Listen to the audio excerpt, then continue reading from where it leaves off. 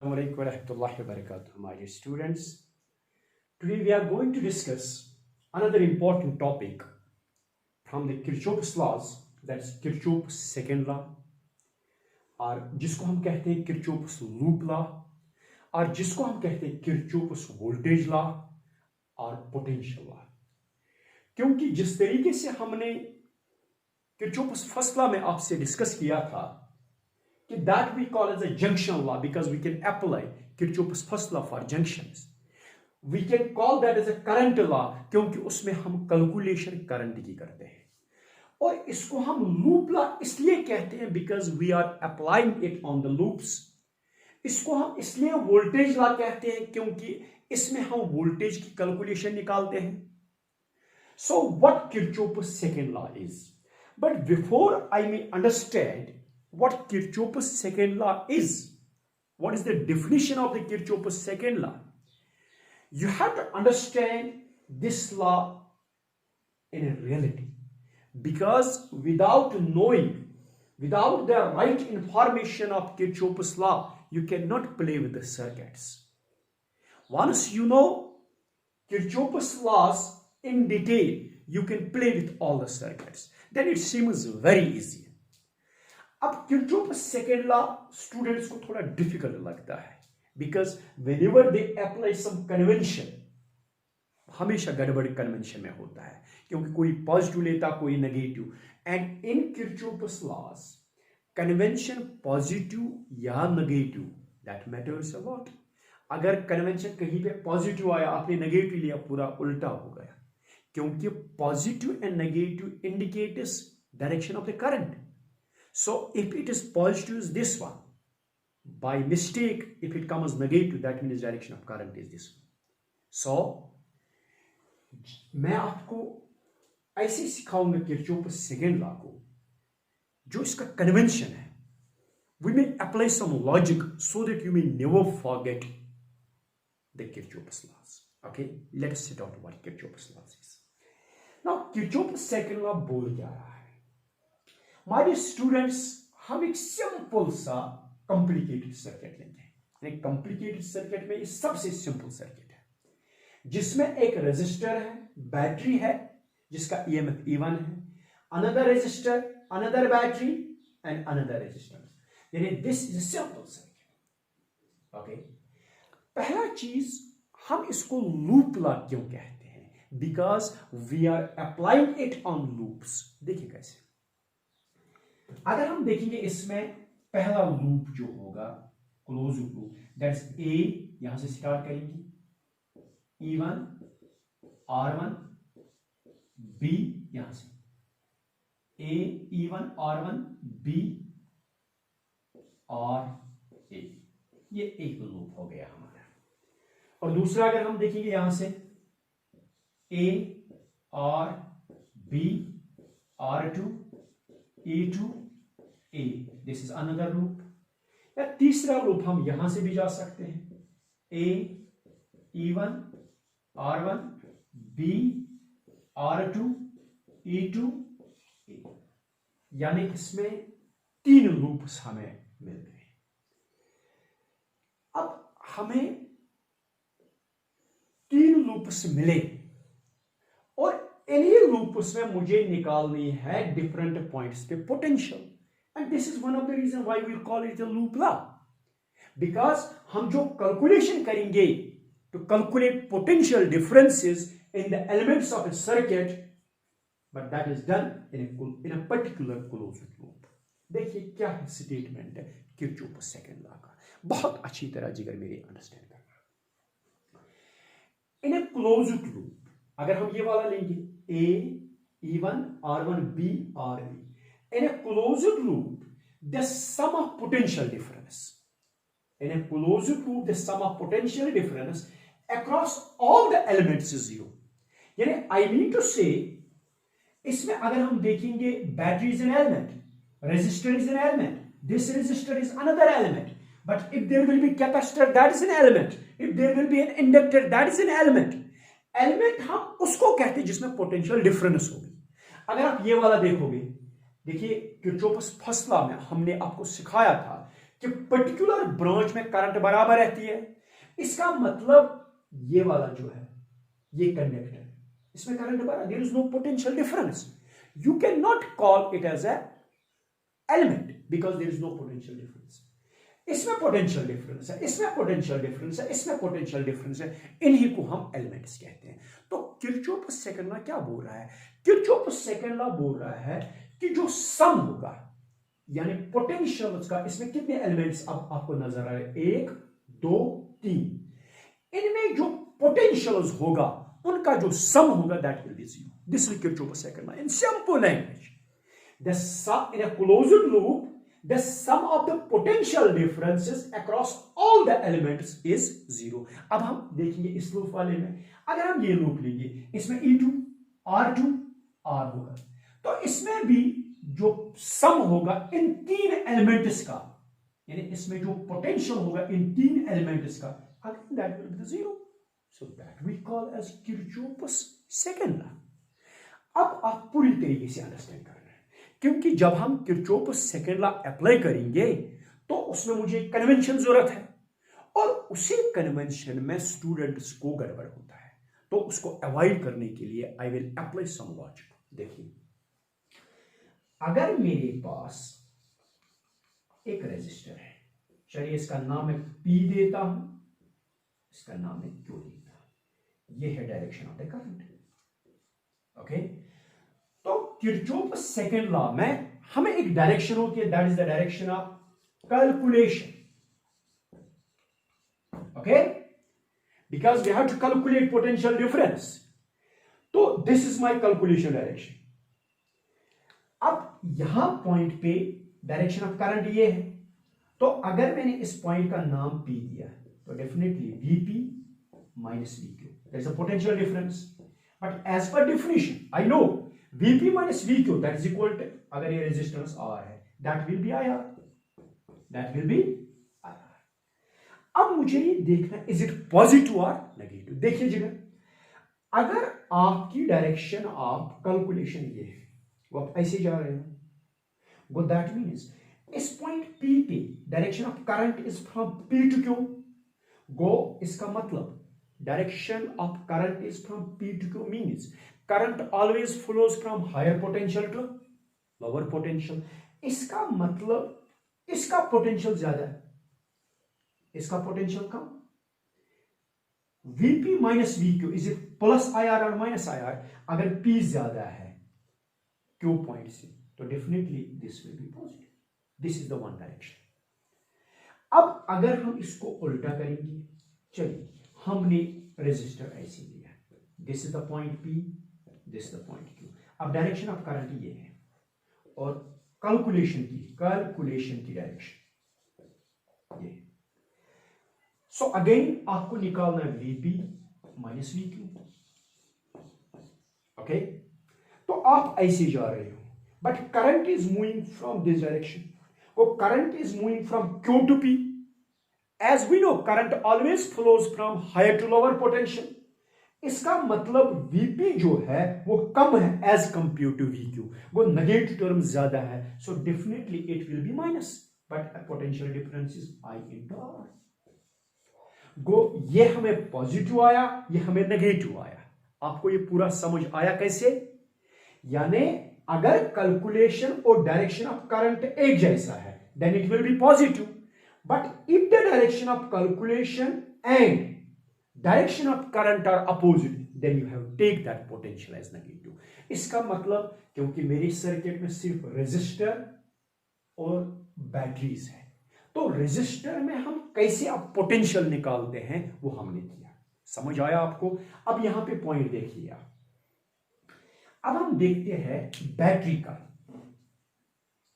Battery का कैसे हम पोटेंशियल निकालते हैं. देखिए,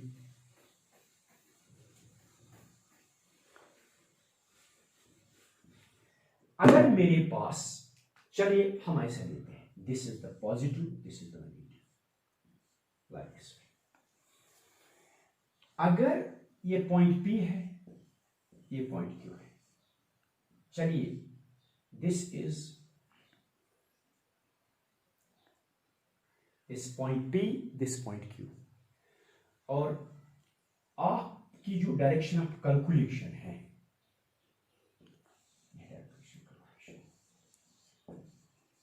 okay, direction of calculation. Now again देखिए इस पॉइंट पे, you know, outside the battery current flows from positive to negative, but inside the battery current flows from negative to positive। वो हम सेल में देखेंगे। तो अगर हम यहां पे देखेंगे again Vp minus Vq, right, but you know इसका EMF जो है पोटेंशियल दैट्स V। अब मुझे देखना इज इट पॉजिटिव और नेगेटिव। देखिए यहां पे हायर पोटेंशियल, यहां पे lower potential, and your calculation is this one direction, okay. इसका मतलब ये P ज्यादा है किससे, Q से, सो इट विल बी प्लस। लेकिन अगर आप उल्टा है, यानी आप ऐसी कैलकुलेशन की डायरेक्शन ये है, so definitely Vp minus Vq that comes out to be minus C। को इसका मतलब अगर आप जा रहे हो from Q to P, what direction of calculation ठीक है, चलिए हम इसी को उल्टा करेंगे पहले। अगर हम जा रहे हैं Vq minus Vp, right, then definitely that will be minus C। ये कन्वेंशन आप लोगों को याद रखना है। तो बिकॉज Vq कम है, Vp ज्यादा है, definitely it will be negative, या इसका भी उल्टा हम कर सकते हैं। इन शॉर्ट में आप याद रखिए कि sum of all the potentials in all the elements that will be equal to zero, that is Kirchhoff's second law। Now let's apply these conventions to this circuit।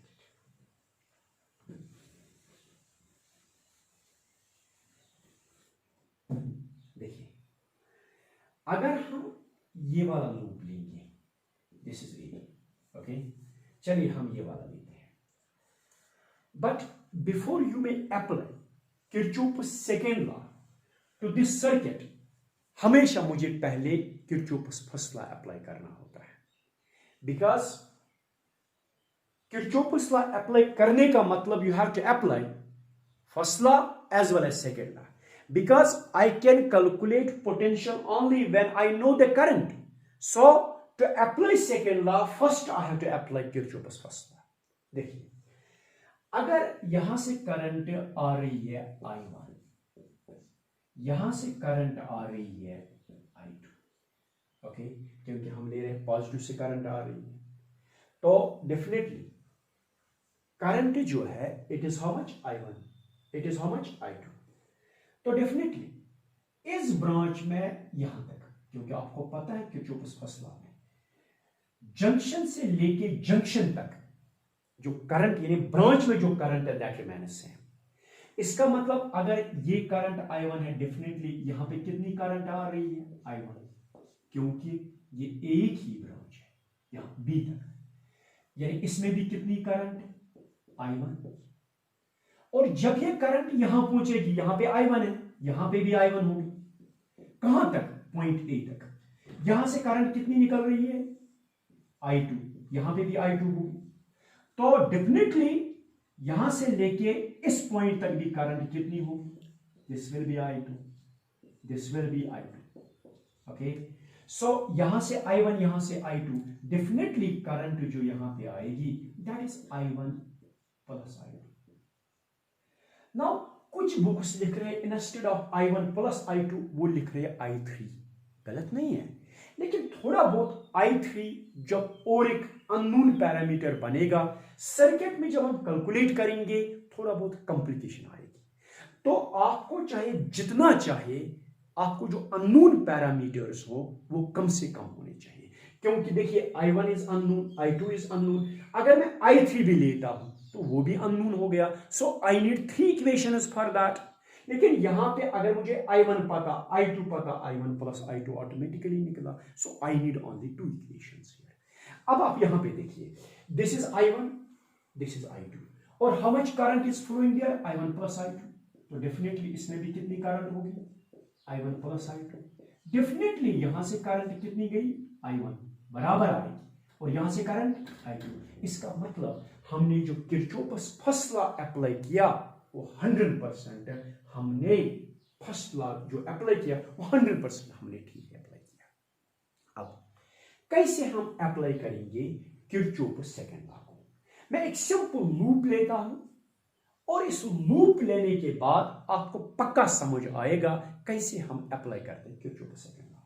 चलिए हम लूप लेंगे A B R1 A B R1 E1 A, ये मैंने loop लिया, यानी मैंने ये वाला लूप लिया, इस लूप को मैंने लिया। करिए अप्लाई किरचॉफ्स सेकंड लॉ को। देखिए, so you are moving, this is your direction, ठीक है। डायरेक्शन ऑफ करंट भी यही है। वो अगर ये Vp है, ये Vq है, Vp minus Vq, is it positive और नेगेटिव? Definitely it will be positive, already मैंने बोला आपको। इसका मतलब अब A से स्टार्ट मैंने किया, यहां तक कोई पोटेंशियल डिफरेंस नहीं है because no element is present up to this point. Now there is a resistor R। अब जो उसमें पोटेंशियल होगी वो कितनी होगी? Because you know potential is I into R, but current कितनी है? I1 plus I2 into R। अब मुझे देखना इज इट पॉजिटिव और नेगेटिव। मैंने बोला if the direction of current and calculation same then you have take potential positive, so this will be positive. Okay, हो गए हम यहां तक। सो फिर no potential, no potential, no potential, no potential difference, no potential difference up to this point, right. Again we have an R2। अब R2 में हमारी calculation ये है, राइट, ठीक है। सो I2 की भी डायरेक्शन ये है, again it will B plus. Potential difference कितनी होगी रेजिस्टर में? I2, करंट तो I2 है, इनटू R2। एम आई राइट? हो गया ये वाला। इसके बाद हम आ रहे हैं ना, अब मुझे मिल रही है बैटरी, ओके। तो अगर मैंने लिया if it is point P, it is point Q, तो डेफिनेटली या it is P, it is Q। P कम है किससे? Q से, क्योंकि बैटरी का मैंने उसूल जो बोला आपको ये वाला बोला। चलिए it is P and it is Q, तो डेफिनेटली आप मुझे बताइए P ज्यादा है, सो Vp माइनस Vq क्या आएगा? It will be positive. लेकिन अगर आप उल्टा आ रहे हो, यानी Q टू P, जैसे कि यहां पे हो रहा है, आप आ रहे हो Q टू P, ठीक है, lower term higher potential, definitely इसका जो पोटेंशियल आएगा that will not be positive, that will be negative. And I will write, मैंने कौन सॉरी मैंने वो वाला सेकंड लिया था। It is A B R1 E1, ये वाला सर्किट। चलिए मैंने अब ये लिया, चलिए इसका E1 के बदले मुझे फिर देना है E2, I1 plus I2 into R2, E2, right. E2 हो गया ये वाला, फिर R2, फिर ये वाला लेना है मुझे। चलिए ठीक है, सो मैंने ये वाला सर्किट लिया, A ठीक है, B ठीक है, R2 ठीक है, E2 A। आगे कितना आ गया? It is plus I1 plus I2 into R, it is all right.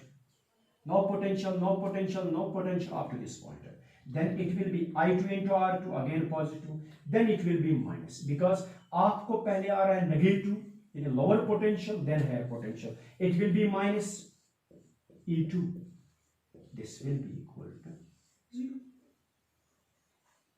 okay। तो अगर आप देखोगे किरचॉफ्स सेकंड लॉ तो यही है, सम ऑफ पोटेंशियल्स। तो मैंने ये पोटेंशियल निकाला, ये पोटेंशियल निकाला, ये पोटेंशियल निकाला, इनका सम जो होगा दैट विल बी 0, ओके।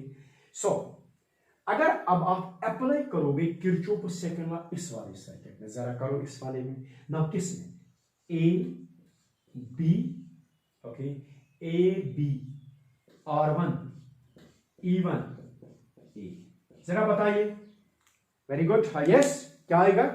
तो डेफिनेटली यहां से आप जा रहे हो, so again it will B I1 plus I2 into R। अब आप बोलिए पॉजिटिव और negative, You are moving in the direction of the current, so again it will be positive. Okay. अब कोई पोटेंशियल डिफरेंस यहां तक नहीं है. अब यहां पे पहुंची करंट कितनी, I1 into R. So potential is I1 into R. अब direction of current and calculation direction यहां से फिर से एक जैसी है. So again it will be plus I1 into R. Okay. अब बैटरी का देखिए आप, इसमें भी आपको पहले कौन सा आ रहा है, lower potential, then higher potential. If it is P it is Q, right. तो Q कम है P से, definitely it will be negative. So it will be minus E2 will be equal to 0. तो इसमें हमें यह पता चला किरचॉफ सेकेंड लॉ में इस स्टेटमेंट को हम दूसरे लैंग्वेज से भी डिफाइन कर सकते हैं. क्योंकि अगर आप देखोगे यहां पे I1 plus I2 into R plus I2 R2 minus E2 is equal to 0.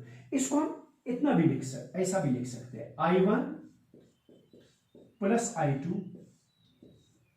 Into R plus I2 R2 is equal to E2, right. यानी मुझे किरचॉफ सेकेंड लॉ को मैं दूसरे लैंग्वेज में भी डिफाइन कर सकता हूं. जो E2 है, जो पोटेंशियल डिफरेंस है, जो कि बैटरी दे रहा है, यानी जितनी बैटरी दे रहा है उतना खर्च हो रहा है. और खर्च कौन कर रहा है, रेजिस्टर. और कैपेसिटर तो है ही नहीं, रेजिस्टर खर्च कर रहा है. यानी इसका मतलब जितना पोटेंशियल बैटरी देगा उतना ही खर्च रेजिस्टर करेगा. That we call Kirchhoff second law. So Kirchhoff second law simply बोल रहा है the sum of the potentials used by the sum of the potentials in resistors is equal to potential given by the battery. This you call as Kirchhoff's second law.